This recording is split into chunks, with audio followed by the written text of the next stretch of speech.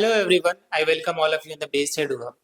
आज डे 13 है और बहुत जल्दी हम लोग अपना खत्म भी कर देंगे सिलेबस। एक क्लास और लगेगा, डे 15 से पहले हम लोग अपना सिलेबस खत्म कर देंगे। डे 13 में हम लोग देखेंगे इन्वायरमेंट एंड रिसोर्सेज के बारे में। ठीक है, पहले मीनिंग ऑफ इन्वायरमेंट समझ लेते हैं, फिर रिसोर्सेज समझेंगे, फिर क्वेश्चन करेंगे कि क्यों हम लोग इसको पॉलिटिकल साइंस में पढ़ रहे हैं। ठीक है, इन्वायरमेंट का मीनिंग क्या होता है?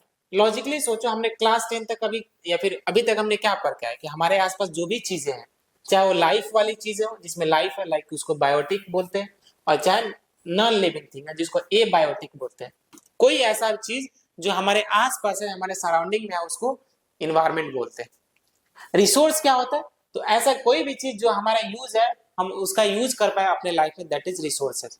ठीक है, और अगर मैं नेचुरल रिसोर्सेज बोलूं तो जो ऐसा रिसोर्स जिसका हम लोग यूज कर रहे हैं बट वो हमने नहीं बनाया, वो नेचर ने खुद बनाया है, that is called natural resources. Example के तौर पे वी हैव ट्रीज, ट्रीज का भी यूज कर रहे हैं, वी हैव एयर, एयर का भी यूज कर रहे हैं, land, these are example of natural resources. Is it clear?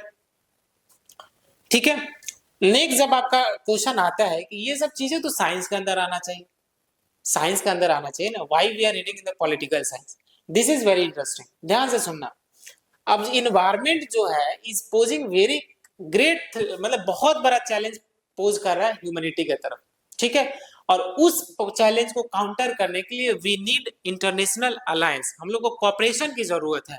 And this cooperation is determined by diplomacy, is determined by coalition, is determined by international alliances. That's why we are reading this chapter in the subject matter of political science.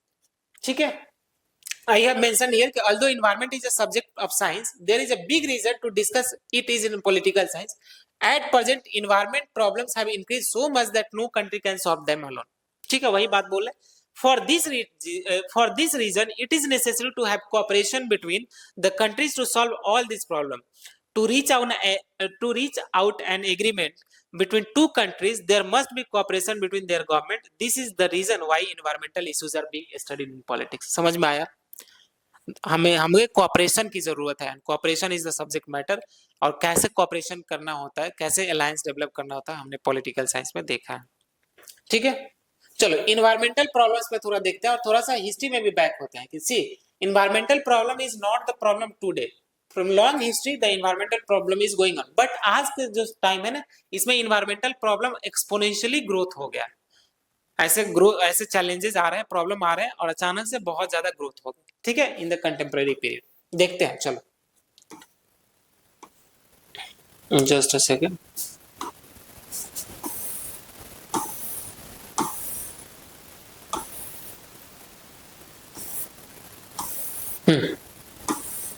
ध्यान से सुनना। But due to the pace of development and increase in the population in the world, environment is becoming a matter of concern. वही बात बोले कि अभी जिस तरीके से, जिस लेवल से, जिस पेस से हम लोग डेवलपमेंट कर रहे हैं, वो इन्वायरमेंटल प्रॉब्लम बहुत बड़ा इशू बन गया। Main environmental problems at present pastures are running out. ध्यान से सुनना, अभी के टाइम में मेन प्रॉब्लम क्या है? जो एरेबल लैंड है ना, जिस पर खेती कर सकते हैं, दैट इज रनिंग आउट, मतलब उसकी कमी हो रही है, बिकॉज ज्यादा से ज्यादा अर्बनाइजेशन हो रहा है। Water pollution is on the rise, this is again a issue. Deforestation, yes, cutting the trees in a huge manner, जो अर्बनाइजेशन हो रहा है, एक्सपेंशन हो रहा है, डेवलपमेंट हो रहा है, उसके डिफॉरेस्टेशन हो रहा है। फॉरेस्ट क्या कर सकते हैं? They are like lungs of the earth, वो कार्बन डाइऑक्साइड को, एक्सेसिव कार्बन डाइऑक्साइड को ये करते हैं, ऑब्जर्व करते हैं और ऑक्सीजन देते हैं। इसके वजह से हमारे क्लाइमेट चेंज में बहुत असर पड़ेगा। ठीक है, इनफैक्ट बायोडाइवर्सिटी, जो रिचनेस ऑफ, जो diversity among the life, among the species, जो रिचनेस है, दे आर आल्सो मतलब डेंजरस लेवल में जा रहा है, because the species are just going to be extincted. बहुत सारे स्पीसीज एक्सटिंक्ट हो गए और in near future many of them species will be extinct. Increasing pollution in the world, the rise in the earth temperature is again a issue. Earth temperature rise होगा, ocean water जो temperature को ये करता है, observe करता है, carbon dioxide को observe करता है, ओशन हीट होगा, जो ग्लेशियर है मेल्ट होगा, जो कोस्टल एरियाज है वो डूब जाएंगे। तो these are the problem which is going to be happen in the near future, बहुत दूर की बात नहीं है।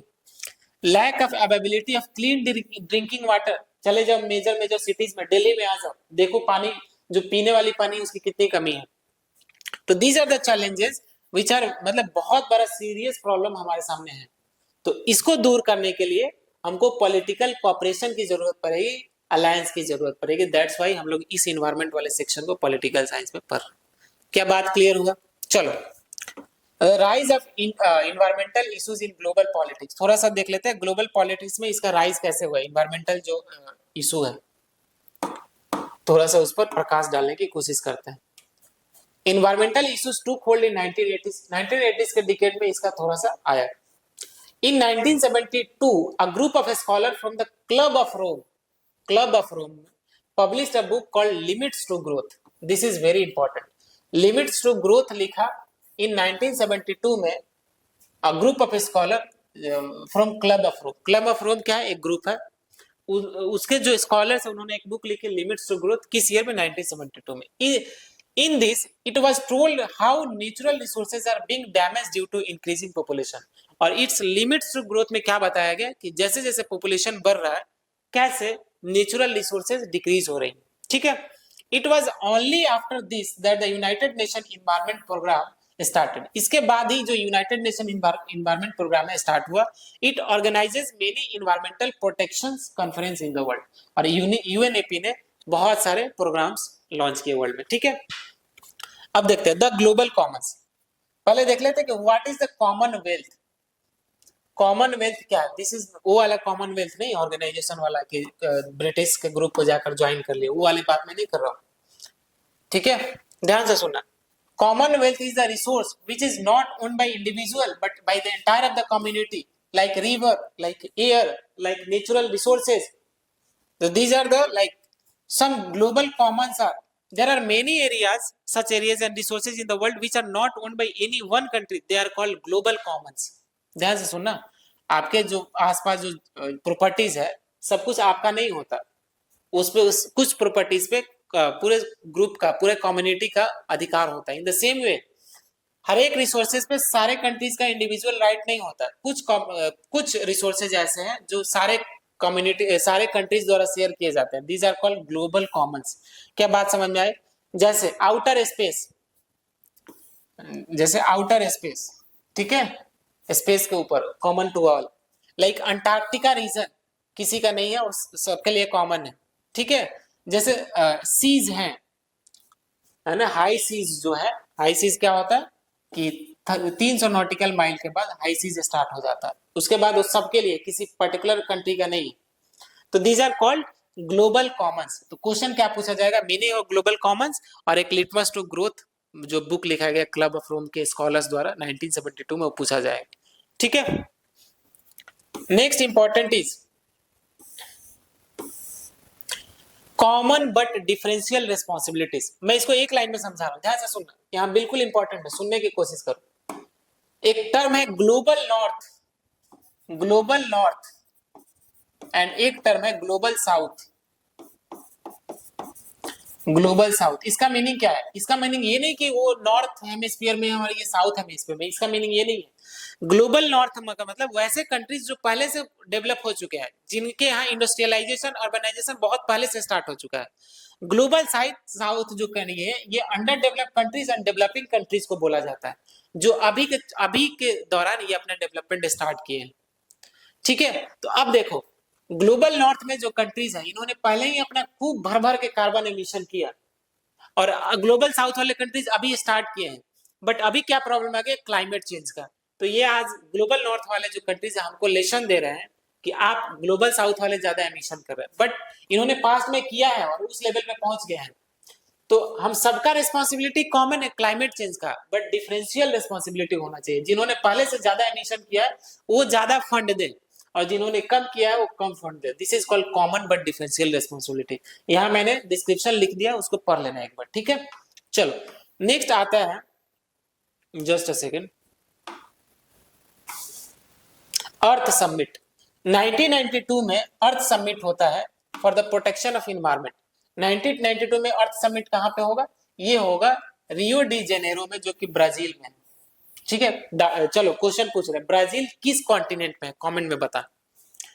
1992 में अर्थ समिट होता है रियो डी जेनेरो में, या फिर इसको रियो समिट भी बोलते हैं बिकॉज रियो डी जेनेरो में हो रहा है, ठीक है, ब्राजील में। It is called earth summit. The countries involve in earth summit had created a plan, इस प्लान को बोलते हैं एजेंडा 21। तो क्वेश्चन पूछा जाएगा कि एजेंडा 21 कब इमर्ज हुआ, तो ये रियो डी जेनेरो में जब पहला अर्थ समिट हुआ था 1992 में, तब एजेंडा 21। एजेंडा 21 क्या है, ये प्लान है फॉर द सस्टेनेबल डेवलपमेंट। ऐसा नहीं कि एक्सेस यूज ऑफ रिसोर्सेज करें और फ्यूचर के लिए कुछ सोचे ही ना, तो सस्टेनेबल डेवलपमेंट के लिए प्लान बनाया ग्रुप ऑफ कंट्रीज ने, उस प्लान को बोलते हैं एजेंडा 21, ठीक है। By sustainable development we mean the way of development in which development can be done without harming the environment. Development ठीक है हो, लेकिन इन्वायरमेंट को बहुत ज्यादा नुकसान नहीं पहुंचाए, ठीक है। During the discussion of the conference thing came to eyes that world is mainly divided into two halves, northern hemisphere and southern hemisphere. The countries of northern hemisphere are concerned about the environment on the counter, वही बातें कर रहा है north, global north और global south का। तो एक बार read कर लेना, ठीक है।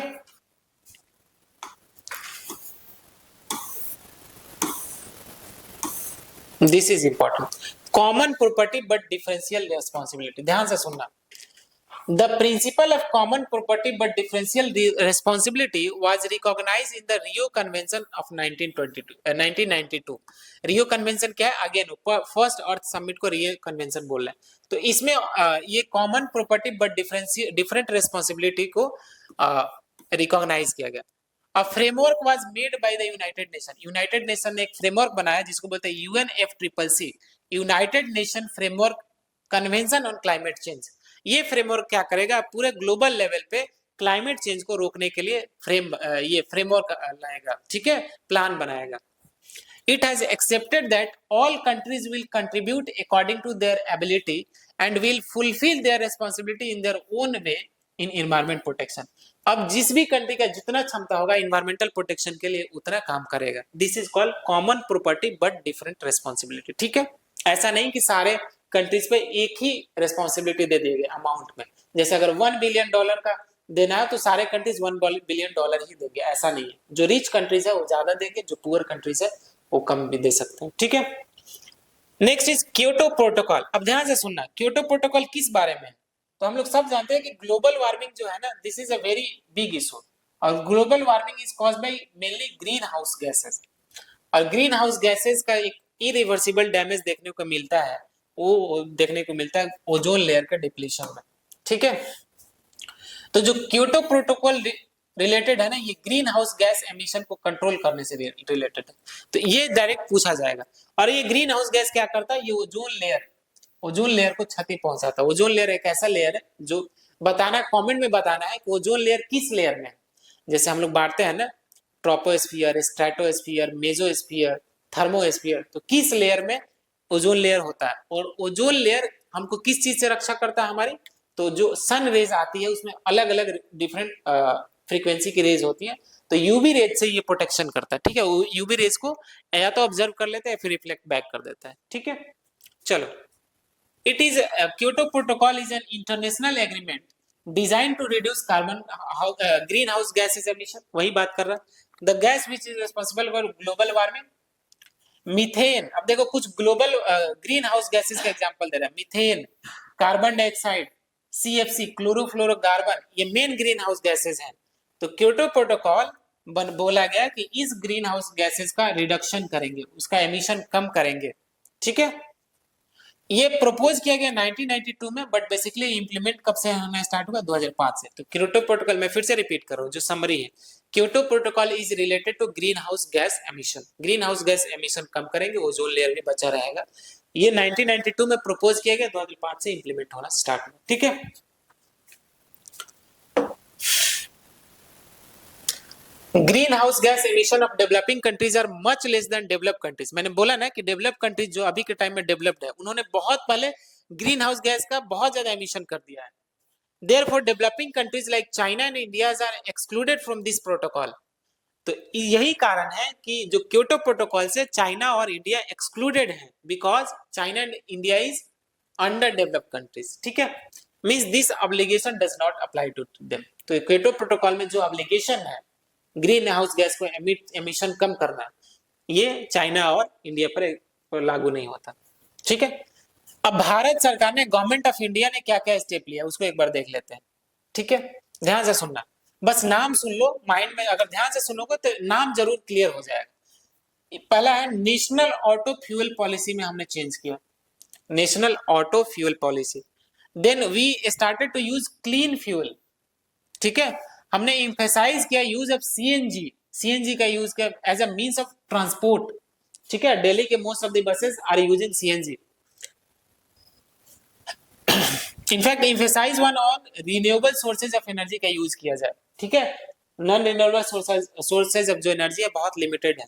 In fact we have passed an act in 2001, the act is the energy conservation act in 2001 and electricity act in 2003 so that we can protect our environment.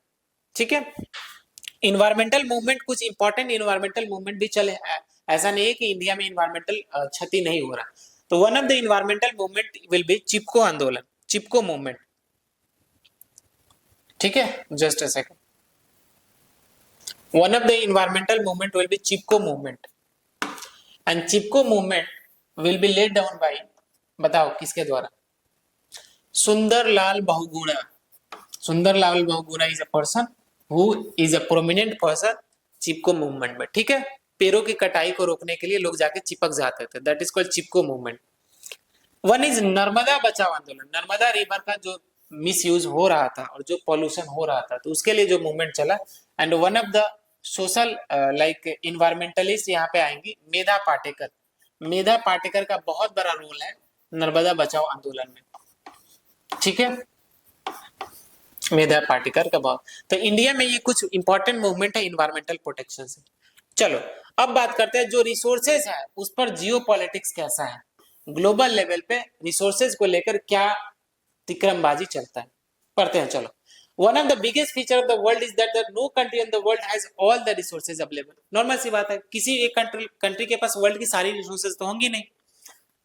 This has been the biggest reason for the conflict between the countries in the history, और इसी वजह से अलग अलग देशों के बीच conflict होते रहा। The speed of European powers in the world and the capture of a small country was also to get resources. And जो हम लोग कॉलोनियलिज्म पढ़ते हैं पॉलिटिकल साइंस में, ये क्यों हुआ colonialism?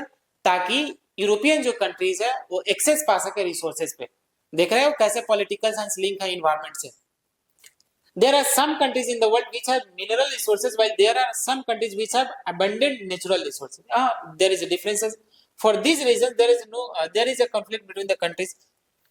Most important example, the Gulf countries are a very good example of this because of the oil resources. Gulf countries जो है ना, Arabian Peninsula, दुबई जो है, ईरान है, इराक है, गल्फ कंट्रीज जिनको बोला जाता है, they have abundant oil resources. Present there, the big powers have always tried to capture and keep it under their control, and that's why जो big powers है like Russia, like USA, like Britain, ये इन पर control रखने की कोशिश करते हैं। Then what is the future prospect? At present, if you see, water is an important resource. Life is not possible without water. देख लेना ये वाला पोर्शन, देखना इन द सेंस कि एक बार रीड कर लेना, नॉर्मल सी बातें करिए कि हम लोग क्या क्या कर सकते हैं। ठीक है, The indigenous people and their right. The indigenous people and their right. Indigenous people are called those people whose ancestors have been living inside an area for a long time. जैसे इंडिया की बात करते हैं, India में कुछ communities ऐसे हैं जिनके एंसेस्टर बहुत दिनों से इंडिया में रह रहे हैं, जैसे ट्राइबल्स हैं, तो they are called indigenous people. तो क्या इंडिजिनस पीपल पर कुछ इम्पैक्ट पड़ा डिफॉरेस्टेशन का, क्या कुछ इम्पैक्ट पड़ा अर्बनाइजेशन का? यस, जो उनका नेचुरल हैबिटेट है ट्राइबल कम्युनिटीज का, जब डिफॉरेस्टेशन करेंगे तो उनका नेचुरल हैबिटेट डिस्ट्रॉय होगा। ठीक है, वो अपने प्लेस से एक प्लेस से दूसरी जगह डिस्प्लेस कर दिए जाएंगे और उस डिस्प्लेसमेंट को कंपेंसेट भी नहीं किया जाएगा, काइंड ऑफ लाइक हरासमेंट होगा, एक्सप्लॉयटेशन होगा। ठीक है, and got their influence in these indigenous people still live life in their traditional ways, like I have given example of tribal communities. What are the problems of these indigenous people? ध्यान से सुनना, they are struggling for equality, they are struggling for their identity because उनका natural habitat ही छीन लिया गया। In fact, they are struggling for their development also. ठीक है, एक तो उनका जो नेचुरल हैबिटेट है, उनकी जो नेचुरल राइट्स है, फॉरेस्ट राइट है, हमने उसको तोड़ दिया, उनसे छीन लिया। In fact we are not giving them much development, ठीक है। We have lack of infrastructure in terms of their displacement. Right to residency, we have exploited them, and we are worried about deforestation because indigenous people have lost their identity if we are deforesting much. Environmental consequence तो है ही, there is cultural consequence also. तो इस chapter में environment और resources में इतना ही करना था।